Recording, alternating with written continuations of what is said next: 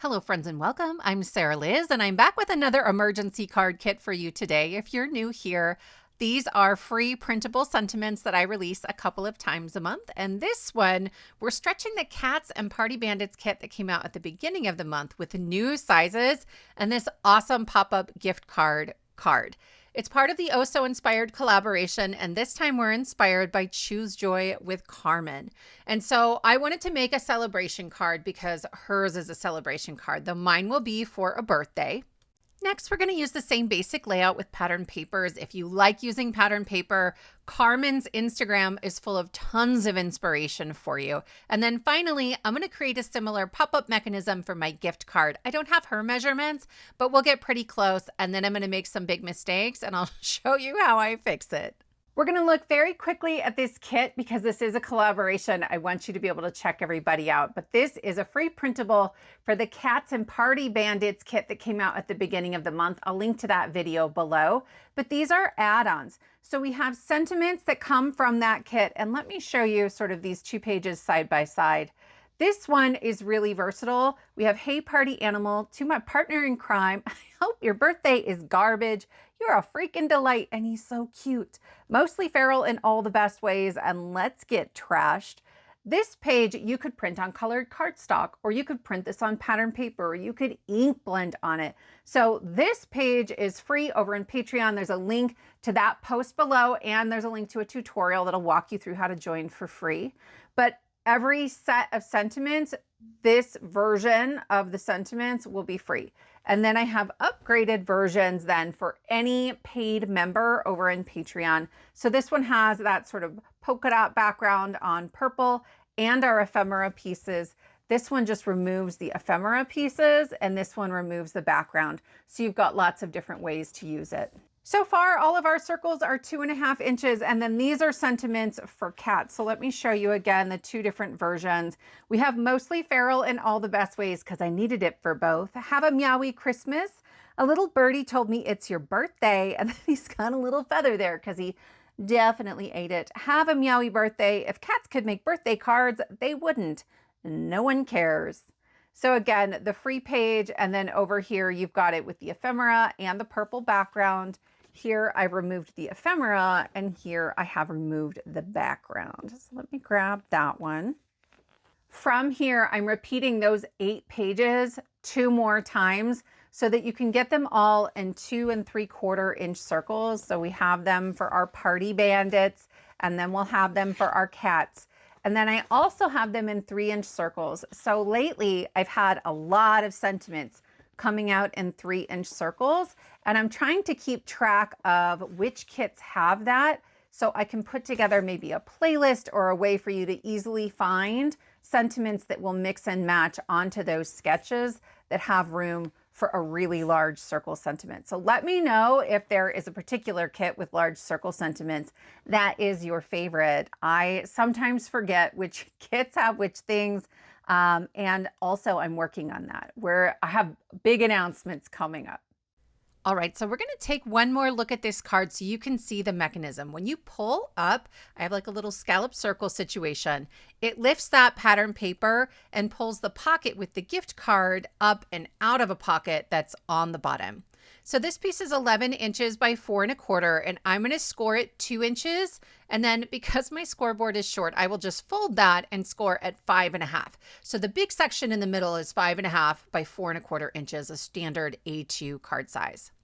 I have these 2 pieces that are 3 3/4 by 1 1/2. And then I have a piece of sort of matte silver paper that is 4 inches by 1 3/4 inch. And I'll just layer those right on top of each other. Then I have 4 by 3 1/4 as my larger piece and 3 3/4 by 3 inches as my pattern paper piece. So you could do this and score it somewhere else if you wanted to on the card base.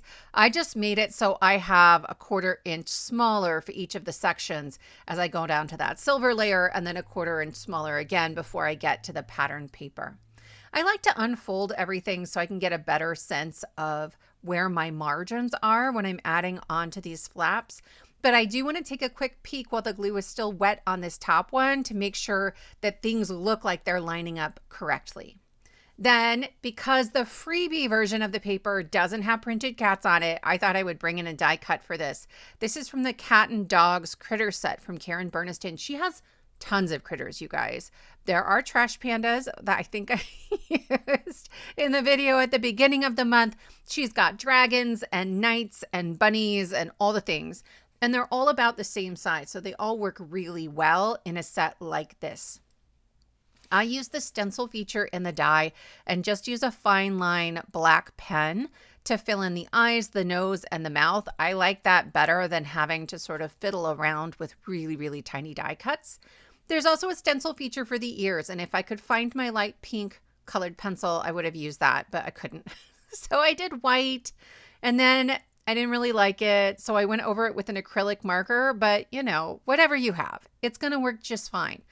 Where the feet meet the sort of bottom of the cat, the cardstock is stuck together with a tiny little bit of cardstock that doesn't get cut all the way through. I clipped that to make it easier to slide this belly behind the front paws, but in front of the back paws.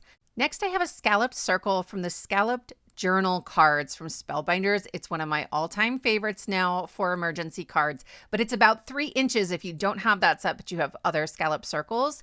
And then I cut out one of the 2.5-inch circles for my sentiment. I printed mine with my laser printer onto some white shimmer cardstock to bring in a little bit of shine. And it says, if cats could make birthday cards, they wouldn't.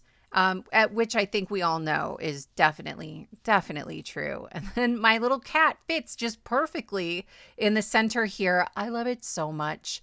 So this guy's going to go on the front of my card, but I want to glue it only onto the top flap, not onto the bottom flap. Otherwise, I'm gluing my entire card shut.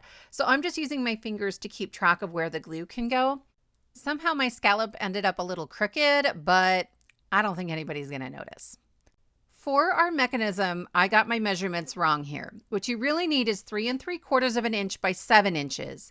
And then you're going to score it at 1/2 inch and 5 1/4 inches. And I'm going to figure that out in a couple of steps and I'll show you how I fix it. But if you start with 7 inches instead of the measurement that was written on there, you'll be better off. And then I'm going to fold it like a Z. The short flap gets tucked behind and the bottom flap, we're looking at the white section. So I cut an extra piece of pattern paper to go on top of that. It's 1 3/4 of an inch by 4 inches. If you had a double-sided pattern paper, that would work great here. Mostly as a decorative element, I'm going to punch a little thumb notch here because my little gift card's going to go right behind there, but you wouldn't have to. I just like the look of it. Then I am adding glue only onto the very outer edges. You see that? Very outer edges. And then I'm going to use my finger to remove as much of the glue as I can, or at least smear it outwards, because if it smears in, I'm going to have problems. My gift card won't fit very well. Give that some time to dry. Okay, that worked just fine. But then I have to create a pocket on the inside of my card as well. And you have even less wiggle room on this one than you did on the last one. So again, very outer edges, smear it with your finger so the glue doesn't accidentally smear in towards the card and make the pockets smaller. And give that some time to dry before you go messing with it. Here I realized it's the wrong size. So I'm just cutting off the flap at the score line. Okay. That's all it took, and then I'll create a new 1/2 inch score line. Essentially, it was a 1/2 inch too tall in its original version. So once I get that done, everything is going to fit just fine. But the second problem I'm going to run into is that this is pattern paper. Mine's about 65 pound, and that just isn't sturdy enough to slide that pocket in and out of the pocket that is the card base. Okay, so I'm going to go ahead and just install this thing willy-nilly, like I wasn't worried about it. I was totally worried about it. I don't know why I didn't test it first. So here's what we're going to do. I'm going to add glue only onto that very top section, and I'm going to make sure before I add that glue that it's lined up right at the score line. Okay, so it's pulled out of the pocket as far as I can, butting up against the score line, and then I'm adding glue only onto that 1/2 inch section. Okay, double checking right against the score line, and then I will fold the top flat down onto it. Okay, it's picking up that glue.